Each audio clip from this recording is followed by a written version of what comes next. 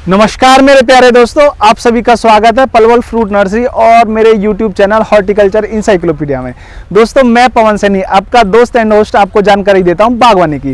दोस्तों बागवानी में आजकल हम आपको जानकारी दे रहे हैं ग्रेप्स प्लांट के ऊपर। अंगूर की बेल कैसे उगाएं, कैसे उसकी प्रूनिंग करें, क्या फर्टिलाइजर डालें, वो पूरी आपको जानकारी दी जा रही है। दोस्तों अगर आपने हमारी पुरानी वीडियो नहीं देखी तो वो जरूर देखें, और अभी तक आपने हमारा YouTube चैनल सब्सक्राइब नहीं करा तो दोस्तों जल्दी करें।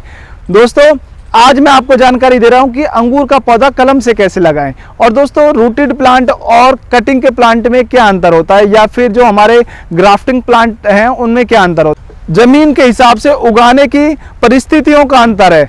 दोस्तों जो हमारे ग्राफ्टेड प्लांट हैं वो ऐसी जमीन में लगाए जाते हैं जहां पर पानी या तो बहुत ही कम है या फिर खारा है, और रूटेड प्लांट की बात करें तो वो ऐसी जमीन में लगाए जाते हैं जहां पर पानी प्रचुर मात्रा में है। जैसे कि नॉर्थ इंडियन जो क्लाइमेट है या रीजन है वहां पर ज़्यादातर राज्यों में पानी काफ़ी मात्रा में है, वहां पर rooted plant on root plant लगाए जाते हैं जो कटिंग से उगाए जाते हैं। दोस्तों कटिंग वाले पौधे क्या होते हैं, कटिंग वाले पौधे देर से फल देते हैं, परंतु रूटेड प्लांट और कटिंग प्लांट एक ही हैं। सिर्फ समय की बात है कि रूटेड प्लांट जो हैं 1 साल में फल दे देते हैं और कटिंग वाले 2 साल में फल देते हैं। तो दोस्तों हमने रूटेड प्लांट बहुत सारे अपने व्यूवर्स को, फार्मर को, बहुत सारे लोगों को हमने दिए हैं। अच्छी अच्छी वैरायटी जो हमारे पास है नॉर्थ इंडियन क्लाइमेट की वो दिए हैं, पर बहुत सारे लोगों ने हमसे कटिंग भी परचेज किए हैं और उनका ये जानना है कि सर कटिंग से पौधा कैसे उगाएं। तो आज की वीडियो में यही हमारा टॉपिक है कि कटिंग से पौधा कैसे उगाएं। तो दोस्तों कुछ महत्वपूर्ण बातें हैं जिनका हमें ख्याल रखना है, तो दोस्तों इसलिए वीडियो को पूरा देखें, स्किप बिल्कुल ना करें। दोस्तों जैसा कि ये आप देख रहे हैं वाइन है हमारी अंगूर की यानी बेल। दोस्तों इस पे जो ये बेत देख रहे हैं ये हमारी एक शाखाओं का भाग है, यानी जो टहनियाँ हैं उनका भाग है। दोस्तों कलम का जो चुनाव है वो कैसे करना है, उसके लिए आपको इन बातों का ध्यान रखना है। जो शाखाएं हैं, ये वाली जो शाखाएं हैं कितनी पुरानी है, कम से कम 6 महीने पुरानी जो शाखा है उससे आप कलम लें। और भूरे रंग की ब्राउन कलर की जो शाखा है, मैच्योर शाखा है, उसको कलम के तौर पे चुने। मोटाई पेंसिल की मोटाई से लेकर और कन की जो हमारी उंगली है इसकी मोटाई के बराबर की जो शाखा है, साइंस स्टिक है, कलम है, वो सबसे उपयुक्त होती है। लंबाई की बात करें तो 6 इंच से लेकर 12 इंच की शाखा सबसे उपयुक्त मानी गई है। दोस्तों मैं अब आपको एक साइंस स्टिक दिखाता हूं और बताता हूं कि कैसे हम चुनाव करें। देखिए दोस्तों ये एक शाखा है जो एक बिल्कुल मैच्योर शाखा है। तो दोस्तों इसको हम काट रहे हैं, काटते समय इन बातों का ध्यान रखें, कम से कम 4 आंखें जरूर होनी चाहिए।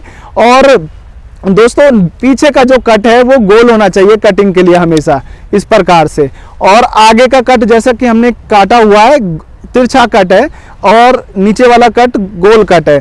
इन बातों का ख्याल रखें, 4 कटिंग होनी चाहिए। दूसरी बात एक चीज और जो है, ये जो आंखें हैं ज्यादा दूर दूर ना हो, नजदीक होनी चाहिए। ज्यादा दूर होने पे स्प्राउटिंग होने की संभावना कम होती है। इस प्रकार की जो साइंस स्टिक है दोस्तों वो काफी अच्छी रहती है जर्मिनेट करने के लिए, स्प्राउटिंग के लिए। तो दोस्तों इन बातों का खास ध्यान रखना। उसके बाद हम इसको लगाएं कैसे, उस पे आ जाते हैं। दोस्तों हमने काफी बढ़िया एक पॉट तैयार करा लगाने के लिए।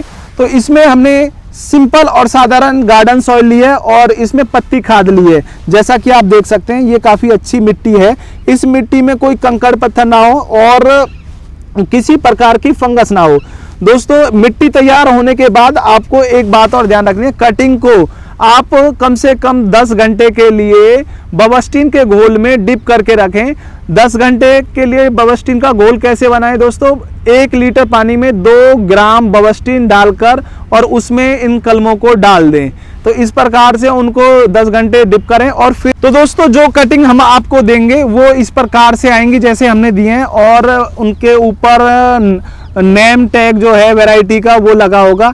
तो आपको क्या करना, आपके पास जैसे ही पहुंचेगी तो उन कटिंग को आपको जमीन के अंदर लगभग 6 इंच से लेकर 9 इंच दबा देना है, ताकि जो आंखें हैं वो नरम पड़ जाएं और स्प्राउटिंग कर सकें। कितने दिन के लिए दोस्तों, 1 हफ्ते से लेकर 10 दिन के लिए जमीन के अंदर दबा के रखें। उसके बाद जैसे निकालोगे तो उनको अच्छे से पानी में धोना है, रगड़ना नहीं है, बिल्कुल हल्का सा पानी में डाल के ऐसे हिलाना है। उसके बाद कम से कम आपको 10 घंटे जो हमारा बवस्टीन का घोल है 2 ग्राम 1 लीटर पानी के साथ घोल बनाकर उसमें 10 घंटे डिप कर दें कटिंग को। और फिर लगाने के लिए दोस्तों क्या करना, आपको जैसे 1-2 कटिंग ले ली और ये हमने मिक्सचर बनाया है, जैसा कि आपको बताया मिक्सचर कैसा होना चाहिए, हल्की मिट्टी होनी चाहिए, सैंडी सॉइल होनी चाहिए, या फिर जो बिल्कुल हल्की से हल्की मिट्टी हो वो हो। तो उसमें क्या है कि रूट डेवलपमेंट ज़्यादा होता है और कटिंग की जो संभावना है स्प्राउटिंग की वो ज़्यादा होती है।